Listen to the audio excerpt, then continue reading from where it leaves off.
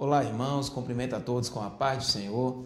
Estamos hoje para tratar aqui da lição número 8, do dia 19 de novembro de 2023, e o título da lição é Missionários Fazedores de Tendas. O texto áureo da lição é: Vós mesmos sabeis que para o que me era necessário a mim e aos que estão comigo, estas mãos me serviram. Verdade prática. É possível servir a Deus e aos outros por meio de sua profissão, aonde quer que você vá. Os textos bíblicos para leitura em sala são Atos 18, versículo 1 ao versículo 5, e ela diz assim a leitura: Depois disto partiu Paulo de Atenas e chegou a Corinto, e achando um certo judeu por nome Áquila, natural do Ponto, que havia pouco tinha vindo da Itália, e Priscila sua mulher, pois Cláudio tinha mandado que todos os judeus saíssem de Roma, se ajuntou com eles, e como era do mesmo ofício, ficou com eles e trabalhava, pois tinham por ofício fazer tendas. E todos os sábados disputava na sinagoga e convencia judeus e gregos. Quando Silas e Timóteo desceram da Macedônia, foi Paulo impulsionado pela palavra, testificando aos judeus que Jesus era o Cristo. E a outra leitura em 1 Tessalonicenses, capítulo 4, versículo 11 e 12, que diz: E procureis viver quietos, e tratar dos vossos próprios negócios, e trabalhai com vossas próprias mãos, como já a vulo temos mandado, para que andeis honestamente, para com os que estão de fora, e não necessiteis de coisa alguma. Amém. Irmãos, a lição de hoje ela é uma lição bem interessante. Ela primeiramente vai desmistificar algumas coisas que nós até mesmo pensávamos anteriormente, de que quem faz missão é apenas aquele que abandona toda a sua atividade secular e sai para outro país, ou vai para outro estado, ou para outro município, exclusivamente para ser um missionário. Entretanto, a lição de hoje ela vai trazer aqui duas passagens importantes em Atos, capítulo 18, versículo 1 a 5, e 1 Tessalonicenses, no capítulo 4, 11 e 12, onde ele vai deixar claro que é possível sim que nós venhamos a utilizar os nossos trabalhos, as nossas habilidades, como uma forma de fazer também missões. Então, o interessante aqui, ele vai usar uma expressão, fazedores de tendas, onde ele vai dizer que hoje, dentro da igreja do Senhor, existem alguns missionários que entram em países, que são países difíceis de se pregar o evangelho, mas eles que são enviados utilizando das suas profissões. Então, muitas vezes é difícil de pregar o evangelho ali, porque vai ser perseguido, vai ser morto, e muitas vezes a igreja ela capacita, analisa as habilidades de determinada pessoa e manda para outro país para que ele use da profissão e por meio dela o nome de Deus seja glorificado. Então, muitas vezes um médico, que a gente sabe que em alguns países, principalmente os países islâmicos, que impõem até mesmo uma proibição expressa com relação à pregação, à evangelização, e muitas das vezes tem as suas portas abertas para pessoas de determinadas profissões que aquele país necessita, e a partir daquela profissão, o indivíduo pode ser um missionário e usar da sua profissão também para glorificar a Deus. E existe também um outro ponto. Mas eu posso apenas usar minha profissão só lá fora para evangelizar? Não. Muitas das pessoas não têm o chamado para ir para outros países, para ir para outros estados, para ir para os outros municípios.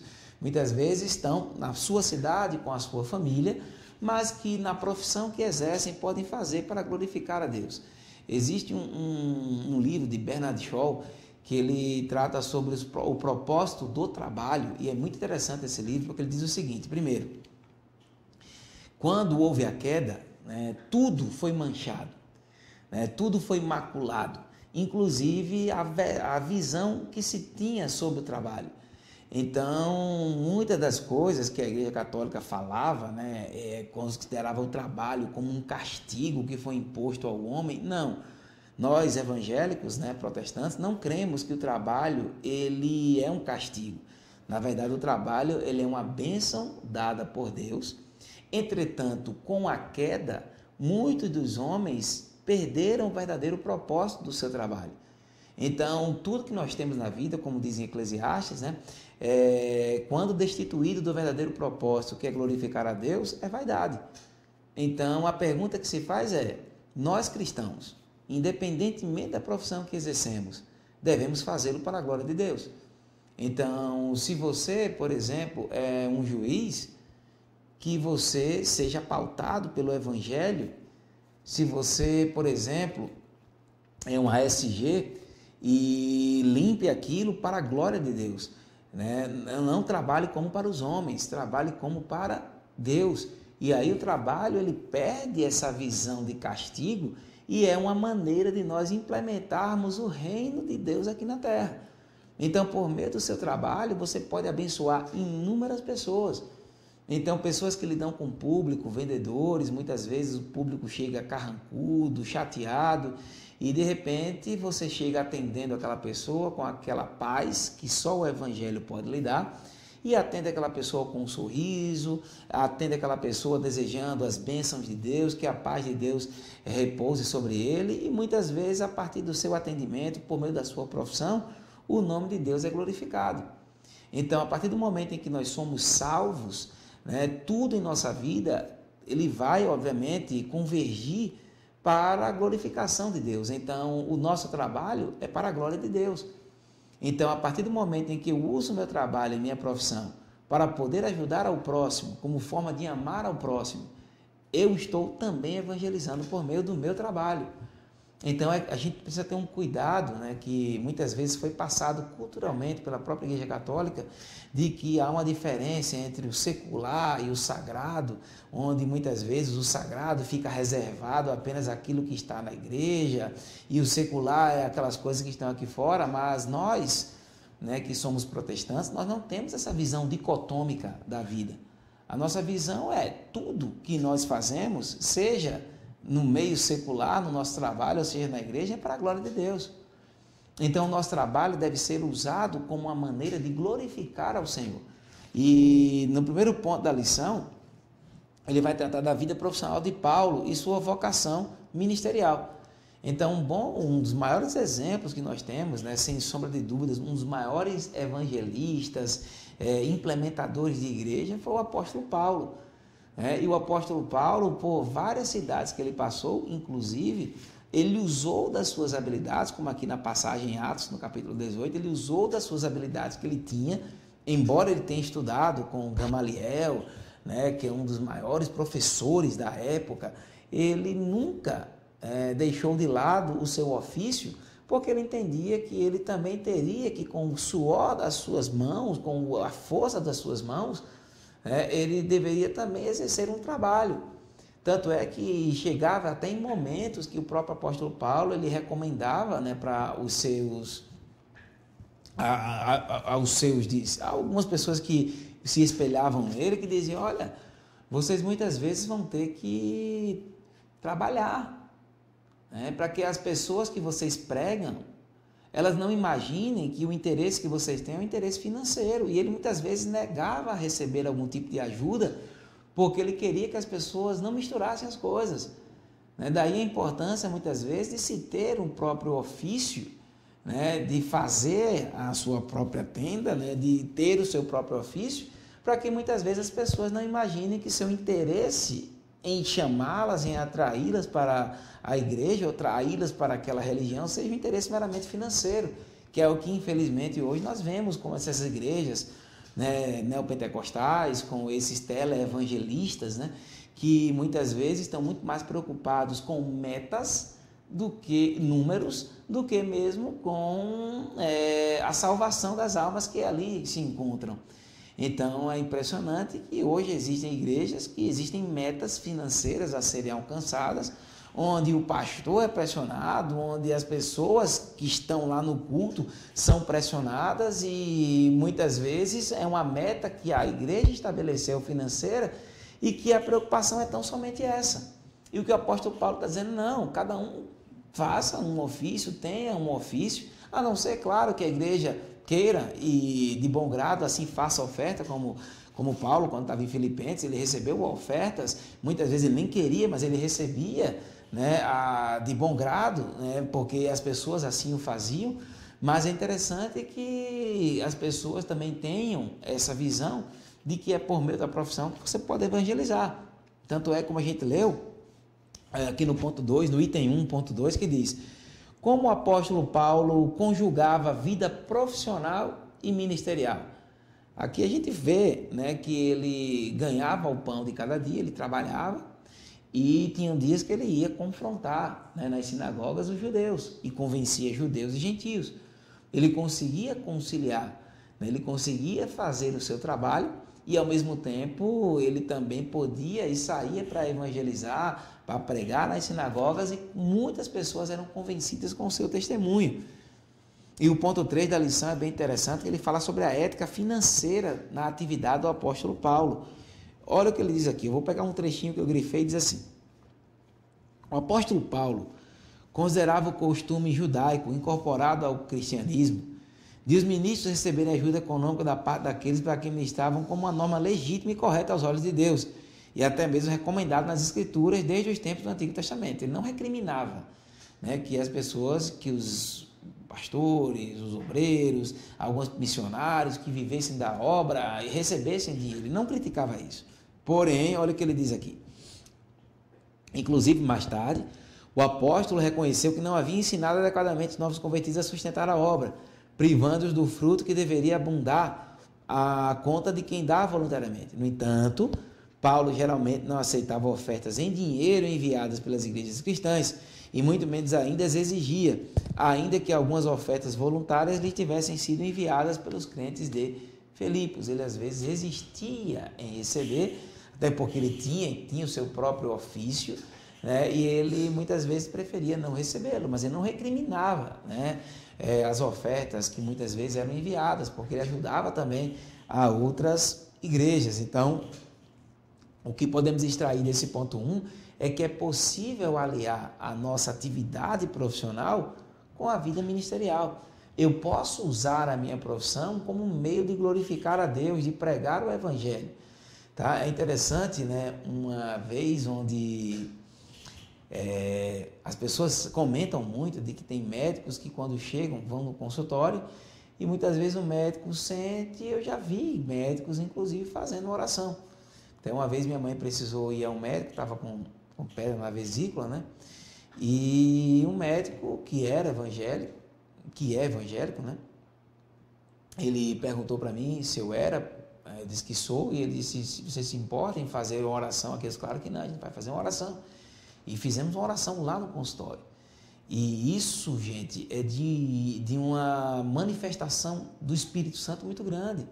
É uma maneira que as pessoas têm de glorificar a Deus por meio do seu trabalho, usar o trabalho para glorificar a Deus. Tá? Então, muitas vezes não é preciso, tá? Muitas vezes você não tem um chamado para ir para outro país e nem por isso se sinta menor, porque Deus chama alguns, né, para determinadas missões, para determinados projetos em sua igreja. A uns é dado um determinado dom, outros, né, também outros ministérios também. E talvez a você não tenha sido dada a oportunidade de ir para outro país, mas você pode ser um missionário aonde você está, na profissão que você exerce.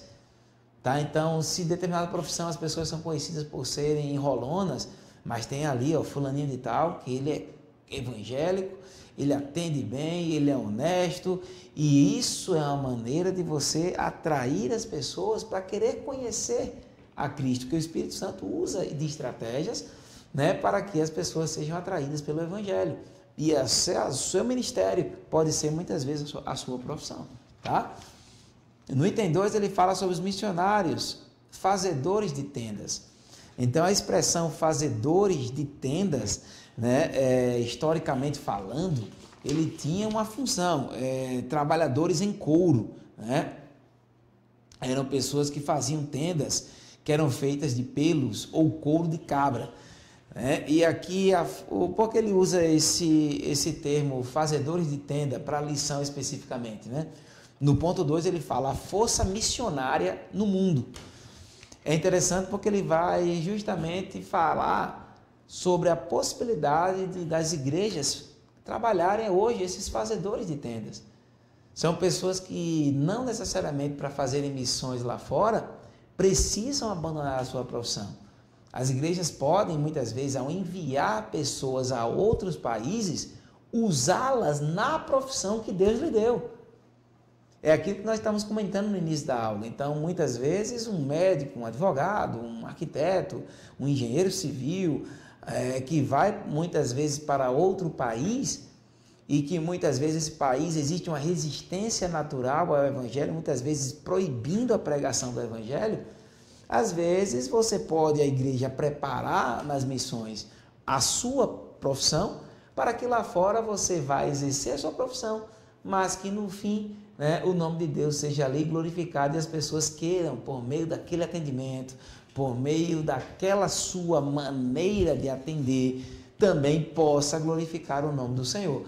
Então esse ponto 2 da lição, ele é muito importante, porque ele vai dizer o seguinte: olha, a igreja precisa também abrir o leque e mostrar que fazer missões não significa tão somente abandonar a vida secular. Eu posso usar da minha profissão também para fazer missões, seja lá fora, seja aqui dentro do nosso país, seja onde você está hoje. Então, se você fizer, faça o melhor. Lembre, né, daquela passagem bíblica que Paulo fala que quando fores trabalhar, trabalhe como para Deus e não como para os homens. Porque a partir do momento em que você glorifica a Deus por meio do seu trabalho, o nome dele está sendo exaltado. E é isso, né, que Deus quer, antes agradar a Deus do que agradar aos homens. Tá? Então trabalhe, use a sua vocação para a evangelização. E aí no ponto 3, que é o último ponto da lição, ele fala da vocação, profissão e missões. E no item 1 ele fala: Deus é quem chama. Ele diz assim no início: muitas são as oportunidades para nos envolvermos com os trabalhos em nossas igrejas locais, grupos evangelísticos de grande impacto, organizações missionárias relevantes no contexto nacional e até em outros países. Todavia, é Deus quem coloca em nosso coração a disposição ou a aptidão para executar um determinado ofício. Nesse caso, é Deus quem capacita, comissiona e habilita cada crente para uma determinada missão.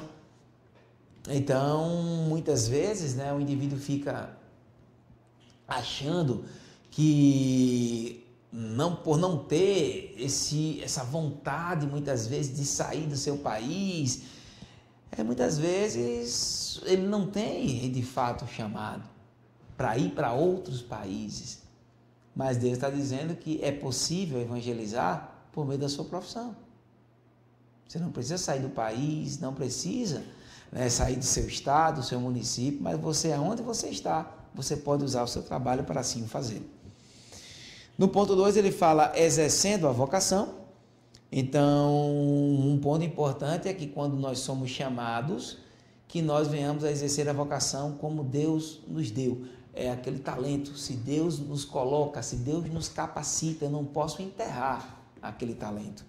Eu não posso, em hipótese nenhuma, saber que Deus me deu aquele dom e eu jogar fora a oportunidade em que naquele momento eu posso evangelizar. Ele fala aqui, quando respondemos de forma prática a esse chamado, exercendo a nossa vocação, é que encontramos o nosso propósito de vida. A vocação é a missão única para a qual cada um de nós foi preparado a fim de prestarmos serviço ao nosso Criador. É a razão pela qual cada um de nós fomos efetivamente criados por Deus. Ele mesmo que nos dá condições para realizarmos tais tarefas por meio de nossos dons e virtudes, tornando-nos parte integrante dos seus planos para a sua honra e glória. Então percebe, irmãos, que a partir do momento em que Deus lhe capacita, lhe dá o dom, a partir desse momento você sente, todos nós sentimos que temos um determinado dom, uma determinada aptidão. Se não, ore a Deus, que Paulo até fala, ore para que os dons sejam manifestos, para que você possa exercer na igreja do Senhor, porque os dons são para edificação do corpo de Cristo. E muitas vezes, dentro da profissão que você exerce, Deus lhe deu um dom. E muitas vezes nós damos esse dom para as coisas do mundo, e quando somos chamados para exercermos esse dom com as coisas para o reino, a gente acaba enterrando. Então, o que Deus está dizendo hoje, para mim e para você não enterre o seu talento, não enterre os seus dons, use da sua profissão para a glória dele. Porque muitas das vezes as pessoas vão dizer, nossa, eu fui naquela igreja e vi você desempenhando lá um papel com tanto amor, com tanto cuidado, com tanto carinho, com quanto zelo, que o Espírito Santo me tocou. Por meio da sua dedicação, por meio do seu talento. Então é impressionante a quantidade de pessoas que se sentem despertadas, né, espiritualmente, quando analisam o modo como você exerce a profissão que Deus lhe deu. E a partir do momento em que você exerce aquela profissão com amor, para cuidar do próximo, porque Salomão falava, né, em Eclesiastes o seguinte, tudo é vaidade. Tudo é vaidade. A partir do momento em que você analisa a sua vida, e aí eu passo para a questão do trabalho, quando você tem o seu trabalho destituído do verdadeiro propósito, que é glorificar a Deus, é vaidade. Você trabalha geralmente para quê? Para ter um nome naquela profissão, para que todos possam lembrar de você. Mas a partir do momento em que o trabalho é destituído do verdadeiro propósito, que é a glória de Deus, você torna o trabalho um ídolo. E o ídolo sempre cobra um preço. E quando o trabalho é uma vaidade, né, esse trabalho se torna um ídolo e ele vai cobrar de você a sua saúde. O que tem de pessoas aí com ansiedade, síndrome de burnout, workaholic, são pessoas que estão trabalhando, e muitas vezes você chega para essa pessoa, para e pergunta para ela, para que tudo isso? Ela vai dizer, não é... E ela vai ficar sem entender. Porque se você explicar, olha, mas lá à frente você vai morrer. Você está trabalhando para quê? É uma reflexão pesada que Salomão pede para que a gente tenha Eclesiastes, para justamente nos mostrar que tudo que nós fazemos, quando destituídos da glória de Deus, é vaidade. E aí muita gente perde família, muita gente perde saúde, porque transformou o trabalho pelo trabalho num ídolo. E nós que somos cristãos precisamos entender que quando Deus nos coloca em um trabalho, Ele tem um propósito. E o propósito não é tão somente o seu sustento. O propósito é que a partir daquele trabalho você possa glorificar a Deus por meio dele. E não importa qual é o trabalho que você tem. Pode ser do ASG a um dos maiores, ao presidente da República, por exemplo. Não importa. Aquele trabalho caiu em suas mãos, varra o chão da melhor maneira em que Deus coloca em seu coração. O faça com felicidade, com alegria, sabendo que Deus reservou aquilo para você e por meio daquele seu trabalho, você pode alcançar algumas pessoas, pode alcançar almas. Não faça do trabalho o seu ídolo, porque a partir do momento em que o trabalho ele se transforma no ídolo, ele vai sugar tudo que você tem. Saúde, energia, tá? Dinheiro, tempo com a sua família. Tá? Então, a partir do momento em que você entende que a sua profissão é um campo missionário, você está dando um propósito para o seu trabalho. Seu trabalho já não é mais sobre você. Seu trabalho agora é sobre ele. Seu trabalho não é agora ir lá, ficar famoso, ficar conhecido, para que as pessoas possam agora me conhecer, eu vou ser referência e vou trabalhar agora, amanhã, tarde e noite. Tem até ditados, que são ditados populares, que muitas vezes incorporados, né, dizem assim, trabalhe enquanto os outros dormem. E aí eu complemento, trabalho enquanto todos os homens e morro de uma depressão, de uma ansiedade. Né? Tem pessoas que de férias estão trabalhando, estão acabando com a sua saúde, e quando você chega para a pessoa e diz assim, para que tudo isso? Qual é o propósito disso? E geralmente as pessoas não têm o que responder. Ou então elas vão maquiar, dizendo, não, eu preciso sustentar minha família, eu preciso... não sei, para sustentar a sua família, o trabalho vai exigir muitas vezes que você se separe da sua família. E uma coisa que era supostamente, e aí a gente vê que o ídolo está aí, que era justamente para ajudar a sua família, o fez se distanciar dela. Então, o propósito não era a sua família. O propósito era você, era o seu ego. Quando o propósito é glorificar a Deus, todas as coisas na vida dão certo. O seu trabalho é para a glória de Deus, naturalmente você vai ter tempo para a sua família. Se o seu trabalho é para a glória de Deus, naturalmente você vai ter tempo para o lazer. Se o seu trabalho é para a glória de Deus, você vai ter tempo para as férias. Se o seu trabalho é para a glória de Deus, ele vai fazer com que tu tenhas ainda contato com o teu filho. Se o teu trabalho é para a glória de Deus, ele faz com que a tua saúde permaneça intacta, porque o objetivo do trabalho não é que seu nome seja exaltado, mas o que o nome de Cristo seja exaltado. Tá, irmãos? Então, que nós possamos ter e ficar com essa reflexão, tá? E que você, aonde quer que esteja, em trabalhos, escolas, faculdades, use tudo o que você tem em sua vida para que o nome de Deus seja glorificado. Desejo a todos, irmãos, a paz do Senhor e que possamos aí retornar em outras lições. Um abraço a todos e Deus abençoe.